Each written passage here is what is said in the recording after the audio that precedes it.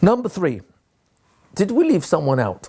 That's number 3. Did we leave someone out? We've covered 3 definitions of what a bully is. An objective, subjective, and the Torah definition, array def. We've also looked at a profile of the bully and a profile of the target, the victim. Now, the question is, did we leave someone out? Well, who else is there? You got the bully and the bullied. So, I don't want to give this away. I'm hoping you'll come to this yourselves. The United States government produced a research paper based on the 37 most recent fatal shootings in public schools.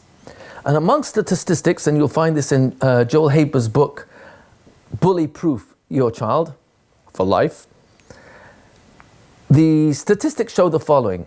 15% of students in public school are either of the population of the bullies or the bullied, the targets. Ladies and gentlemen, Moras, Rebbes, Rebbeim, listening to this, what does that reveal? If 15% of the population in public school are students who are either the bullies themselves or the targets, what does that reveal? I'll give you the big clue. Who's the 85 other percent? That's right, bystanders. Bystanders. Oh, interesting. So who's the vast majority of the population in any given situation in the school classroom, playground, during recess, getting on and off the bus, on the bus itself? Oh, approximately 85% are bystanders. They're not doing anything wrong, or are they? And then you've got 15% who are either the bullies or the bullied. So what is that telling us? That's a very, very important statistic to pay attention to. Because if one person is a bully and he's got 85% of the population around him taking the side of the ne'er-duff, the person who's being bullied, the person who's being chased, the person being put down. That's what a roidif is. He's someone who puts down another person. Rod peh, with his mouth. Bullying, name-calling, insulting, cutting words, comparing, saying horrible things about his family, his name, nicknames, derogatory jokes about him. Anything that comes out verbal, physical, that bullying is being witnessed by, in many situations, the rest of the class. What are they doing? Ladies and gentlemen, have you ever been in your childhood memory, remember being part of a classroom where there was one kid that was kind of the scapegoat of the classroom that got bullied frequently or consistently or worse, constantly, and we were bystanders as opposed to standing up?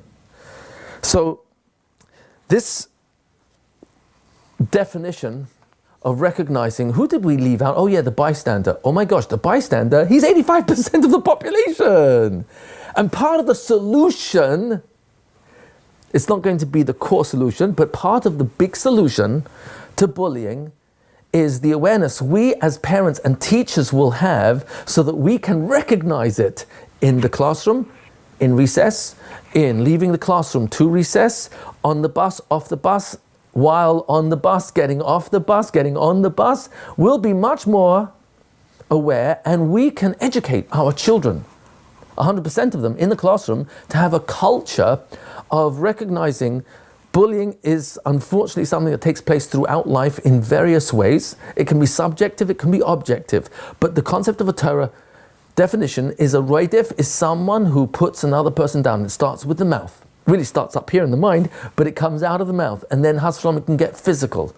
And the Torah is so makpid, so severe about the din of a roidif, that actually permits you, without trial, without witnesses, without warning, to kill him. There is a plan A, plan B is to kill him, but plan A is to injure his legs or any other part of his limbs in a way that he's disabled and cannot harm the person he's chasing. But without that, the Torah permits you to kill him. That's incredible. Why is the Torah giving you that sudden blanket permission? And the answer is, you've got to wipe out bullying. You've got to wipe out a roidif. You cannot have a concept of redifus in the Torah, in life. in family. Redifus means I'm out to get you, I put you down. And an adult has a scary, unfair advantage over a child to take advantage of them.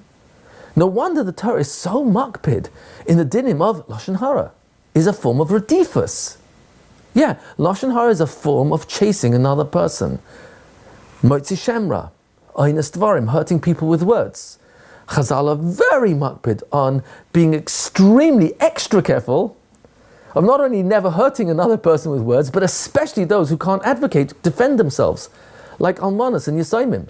Inu Yom Lalim, says the Rambam. It's a very serious Aveira. Perek Chaf Beis Pasuk Chaf Aleph in Shemais. I should be extra careful not to hurt the feelings of an Almana, of an Yisayimah, because of their defined vulnerability. It's almost an invitation to anybody to hurt them. And so the Torah has to come along and warn me, don't you dare, because Hashem's going to take their defense. So a Roidev is a very serious. We're going to look at a number of Torah sources to help us really understand how far does the Torah go in recognizing that the person who's the most important in a certain way out of these three that we've identified, the bully, the target, the Roidev, the Nirdaf, and the bystander. Where do you see the Torah is very scrupulous, extremely careful that you should not be a bystander and silent and do nothing if you see someone being hurt, chased? Where do you see that? It says one of Tariq mitzvahs. I'll give you a clue. It's in chapter 19, verse 16 of Leviticus. Vayikra, Yutes, Pasuk Tezayin. It's in Parshas Kedoshim. I'll give you another clue. You'll be shocked. The opening words are Lo telech Rachel be'amecha. Don't go gossiping amongst your people. Don't go telling other people about other people's mistakes. And what's really strange, and you have to relook at this pasuk very carefully, is the next words which we learn is the definition of a bystander. It's not a separate verse, and it's not even an additional piece of information, meaning there's no vav after the words Lo telech Rachel be'amecha, don't go gossiping amongst your people. There's no vav, there's no letter and. The next words are part of don't go gossiping amongst your people, destroying people's lives with words. Lo ta'amid al dam re'echa, don't stand by the blood of your brother. Yeah, Lo telech Rachel be'amecha, lo ta'amid al dam re'echa. The issa, the prohibition of being a bystander, is don't stand still when you see someone's blood being spilled, whether it's because they're being embarrassed in public, or whether it's the has v'shalom, they're being physically harmed. Don't stand there and do nothing. Here's where it's very appropriate for us to broaden the severity, understand the depth and the severity that the Torah applies to the din of a roidef and the bystander. And how great is a bystander? What greatness could it bring you to be a bystander? So we're going to look at this. I'm going to touch on this very briefly because we're going to touch on it in even more detail a little bit later on. But who would you argue is possibly, without negotiation, the greatest personality in the entire Torah? Really? Really? I mean, there's a lot of people you could argue Avram Avinu, father of the Jewish nation, the first one to put Hashem back on the map after Noach and Adam Arishan and Chanai, some of the Mr. Shelach, the greatest of tzaddikim, but they didn't go spreading the word of Hashem, you are the only one power in the whole universe. No, that was Avram Avinu. So you could argue it's Avram Avinu. Okay, one possibility, or the other Avos, or the Mahos, the mothers of the Jewish nation. You could argue that. David HaMelech, I think you could argue him as well. But I think it would be very hard to negotiate that of all the possible candidates for the greatest personality in the entire Torah, Moshe Rabbeinu. Moshe Rabbeinu, you were selected to take the Jewish people out of Egypt, lead us through the Midbar, be Mekabel the Torah at Har Sinai, teach it to the entire nation, and you are the Navi, Mikol HaNaviim, who is above and beyond all other Naviim, because you're the only one who was ever spoken to face, panim el panim, by Kadosh Baruch Hu. Wow, very powerful. And that's besides your qualities of Anav Mikol Adam Asher Al Pnei Adama. You're the most humble person who ever walked the face of the earth. And Hashem wrote that down. Well, let's put it more clearly. Hashem dictated to you, Moshe Rabbeinu, to write that down, Perek Yud Beis in Bamidbar, and it had to be true by the end of you writing that sentence, that you were still, by the time you finished writing that sentence, that HaKadosh Baruch Hu told you to write, never has there been anybody as humble as Moshe Rabbeinu. Really? So, here's a good question. What do we know about Moshe Rabbeinu before he was revealed to for the first time by Kadosh Baruch Hu and given the shlichus, the incredible mission to save the Jewish people, take us out of Egypt and bring us to Har Sinai, be Mekabel the Torah, teach the Torah, stand up for us at every juncture where we messed up, whether it was the Chita Egel, whether it was complaining for the man, complaining because of the man, complaining we don't have bread, complaining we don't have water, we're tired with the journey, the Meraglim and Kairach and Moshe Rabbeinu, what's your quality? How did HaKadosh Baruch Hu decide to choose you?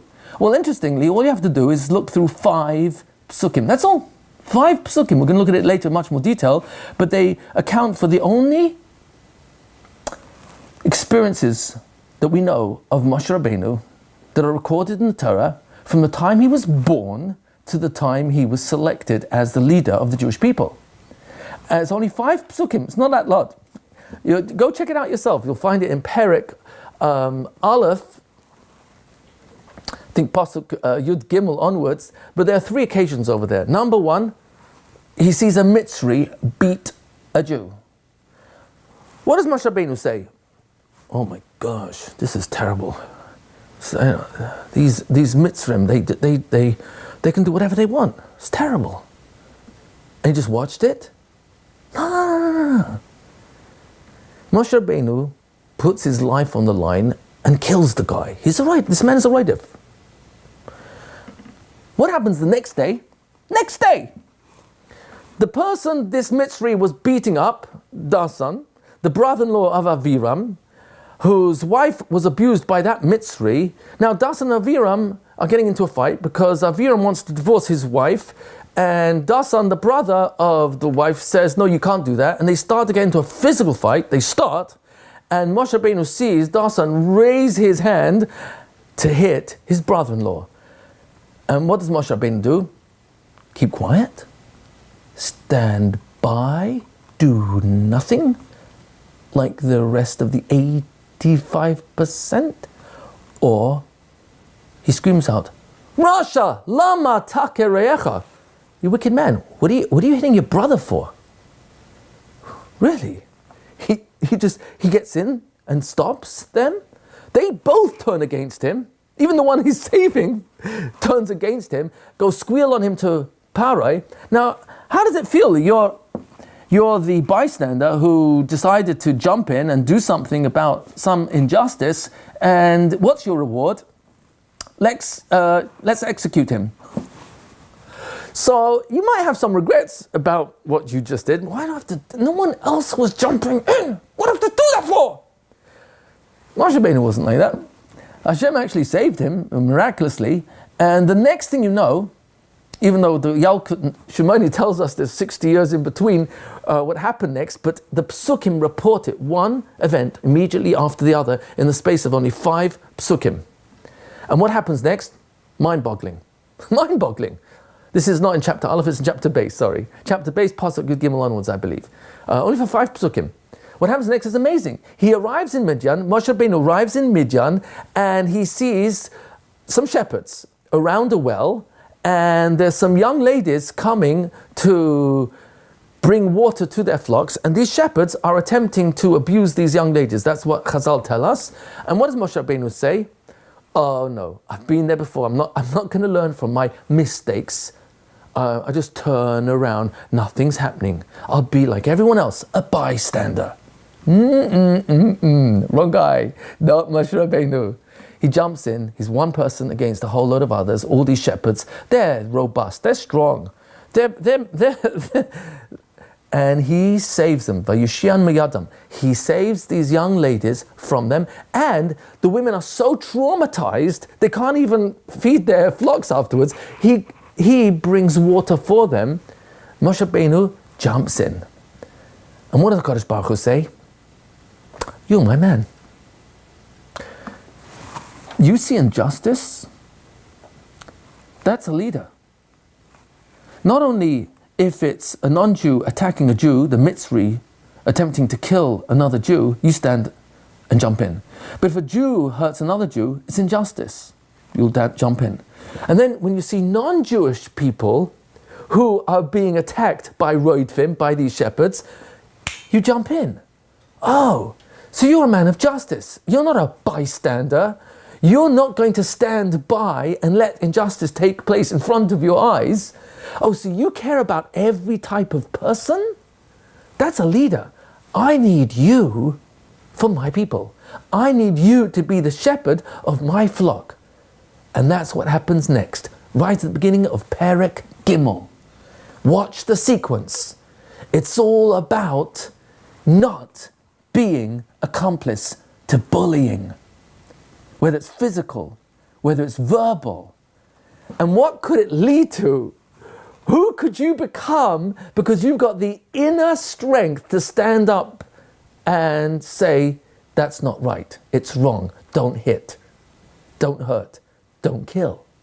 Oh, Moshe Rabbeinu became Moshe Rabbeinu because he refused to be part of the 85% who did nothing. Oh, interesting. So there's a lot that we can really expand upon. I'm going to touch on this later on from a different angle. But right now, what we've accomplished is, number one, defining a bully. What is bullying? Objectively, subjectively, and what the Torah says. The Torah says he's a roidef, someone who puts others down with their mouth.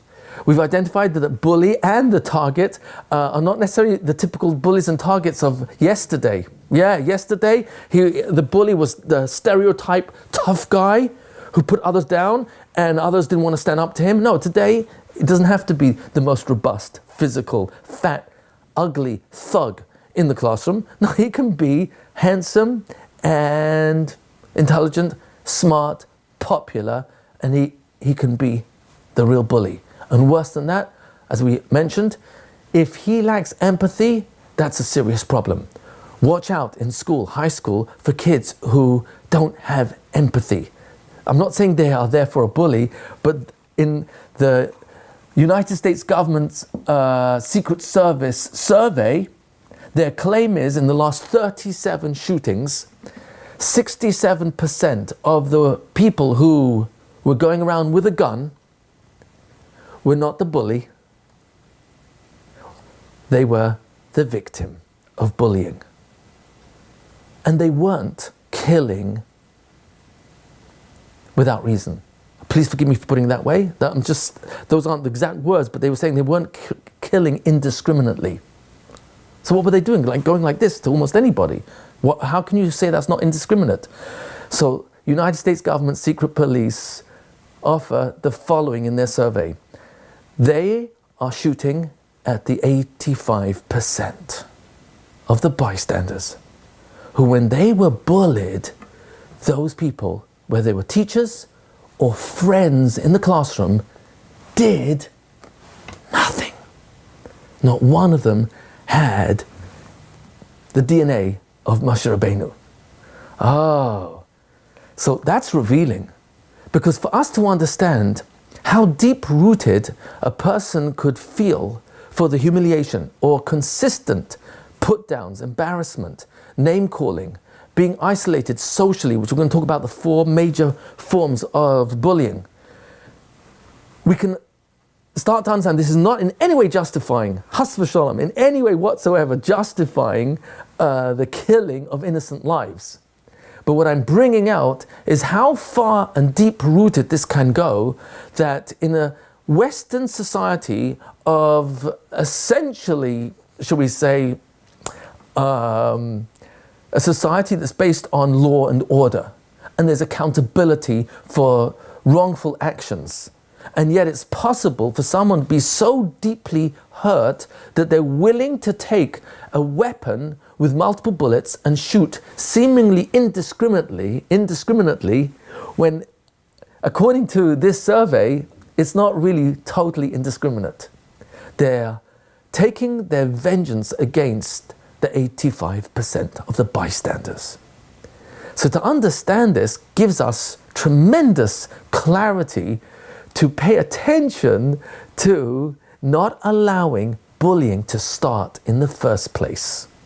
And that's why you see how extreme the Torah is. Yeah, you can kill a bully. Now, please forgive me. I don't mean a real... You can kill a roidef in those conditions where you know this person's being roidef and nirdaf and as intent to harm that person, whether he wants to do mishkav zachar or to rape or to physically kill. Those are some of the reasons that Chazal give us. You have a mitzvah to kill him, to be matzil, the nefesh ha-nirdaf, nefesh ha-roidef. You can kill the guy. No trial? No witnesses? No warning? You can't do that indiscriminately. No, that's true. But the Torah is so makpid, it wants to wipe out any form of bullying up front. Let me give you another example of how far this goes. Because we don't want it to reach a point where the victims find an opportunity to mass murder teachers and co-students. That's crazy. The problem is not what it surfaces at the end. The problem is not the shooting. The problem is the bullying wasn't stopped by the bystanders in the first place. This is not about blame. This is about understanding. This is not about, okay, let's blame the bystanders.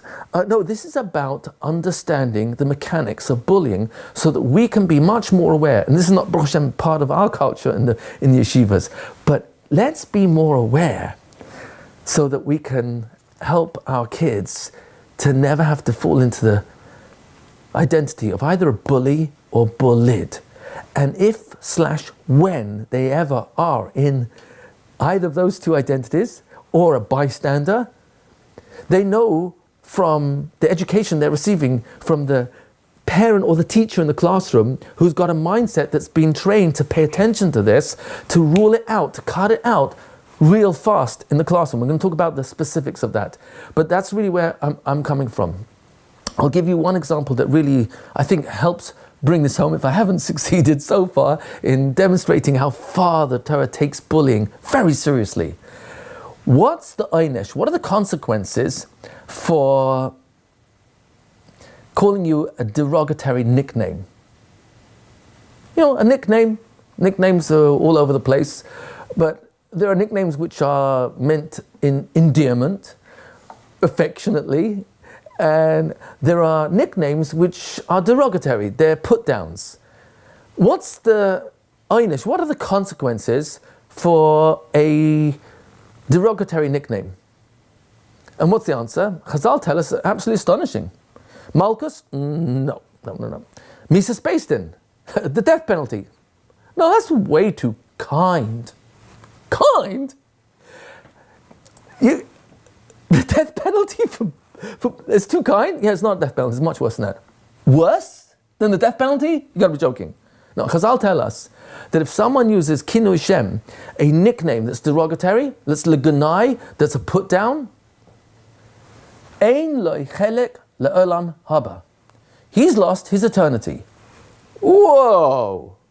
On the surface, wouldn't you say that's a bit of an exaggeration? I mean, come on, it's just kids, teenagers, chipping with each other. No. Let's understand this very clearly. A kid who's put down with a nickname and it sticks in the class, in recess, how does that affect their self-esteem?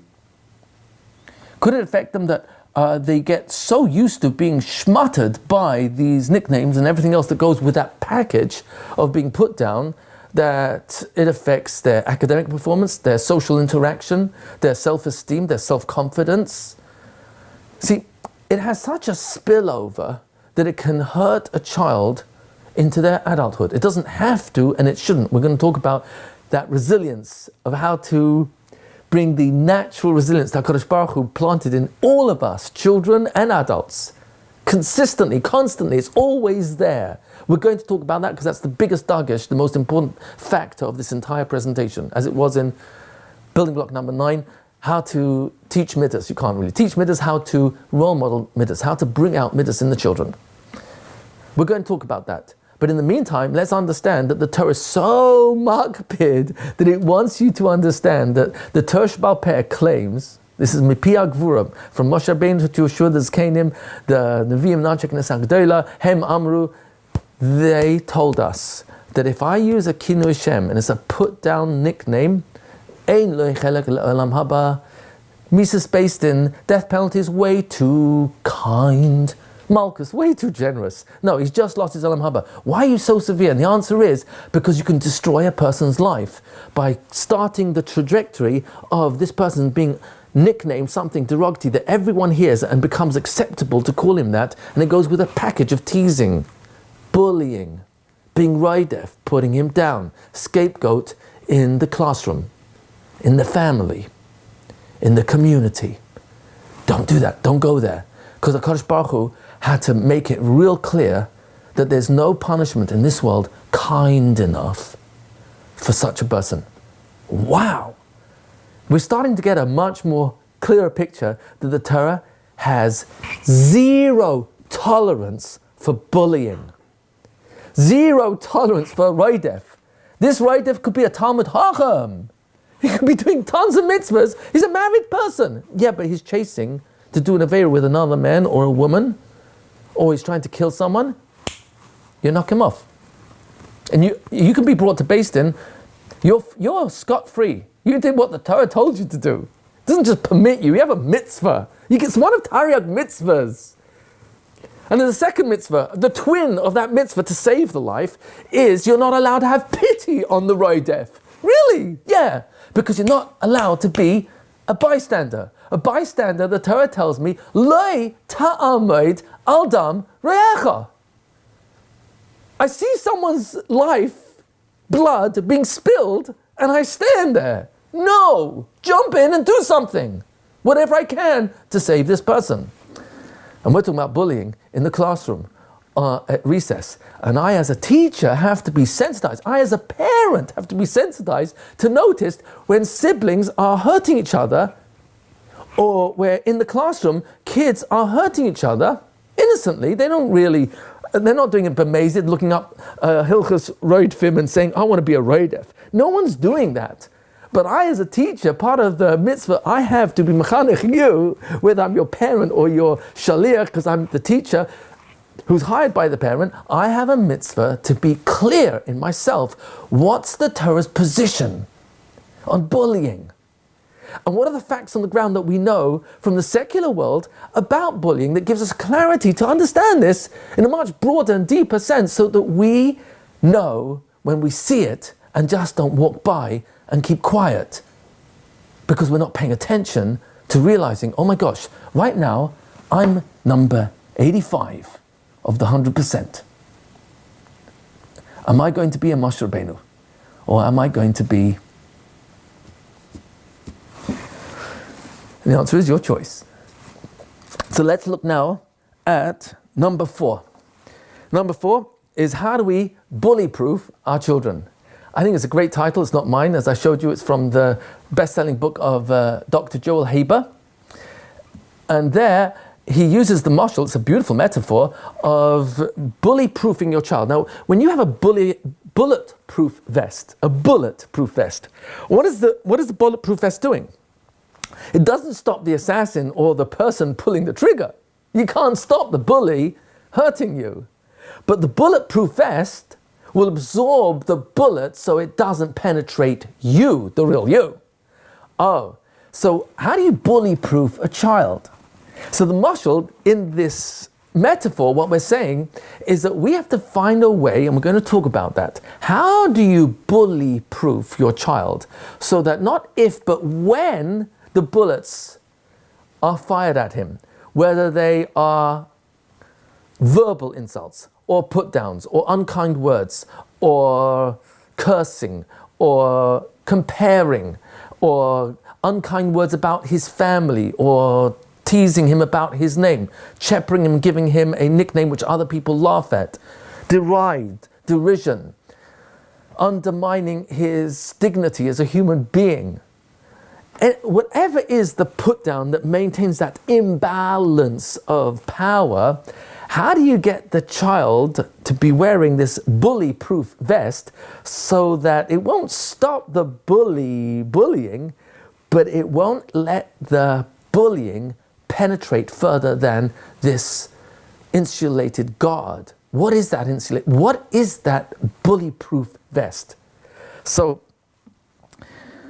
number 5 of this, we're gonna look at what that vest is made of. But first of all, we want to just understand that mashal, the metaphor, that what we want to build is an inner resilience that the child has from inside out to withstand the bullying. And if Chas v'Shalom gets knocked down by the bullying, his bounce back is going to be much faster than if he weren't wearing a bulletproof vest, because the bulletproof vest could still absorb the shock and push the person back or even flying back, but the vest absorbed the shock of the bullet, but he can get up quickly because it didn't penetrate deeper than the vest. It won't go further than the first thought or thoughts that the child or the target have about the bully, because they control their mind very quickly after the bully has said his bullets, his unkind words. So we're going to get to that. Number 5 of this is, what are our responsibilities as parents, as teachers, to our children in the context of bullying? So I think it's kind of obvious, but number 1 is we're here to prepare our children to not be candidates for bullying. We have a responsibility to help our children be the type of kid that's not easily bullied. Who's that type of kid? It could be too tall, too short. It could be anyone. Yeah, but you need we're going to talk about the inner confidence of knowing who you truly are, that if you get an insult, well, that's not really me. It's your opinion, it's not me. If you call me a name, or you tell me something derogatory about the shape of my body, or the mark on my exam, or how I missed that goal, and you're putting me down for the rest of recess and beyond, and telling everybody that every time I get chosen on the team, I'm the one who causes the team to lose. Whatever the bullying is, my number 1 responsibility as a teacher / parent is to help you, my student, not be a candidate for the bullying. We're going to look at the details of how that is. Number 2, I'm here to prepare our child for not being candidates for being the bullies. That's number 2. Number 3, prepare our children to recognize when they are bystanders and what would their responsibility be. These are things you can actually role play in the classroom. We'll talk about it. And number 4 of this is we want our children to reveal the inner resilience that they have, that when they are bullied, they'll pick themselves up soon afterwards. We have a responsibility to help the kids recognize that. I would say that's probably the biggest piece, and we're going to see how to do that in a very practical way.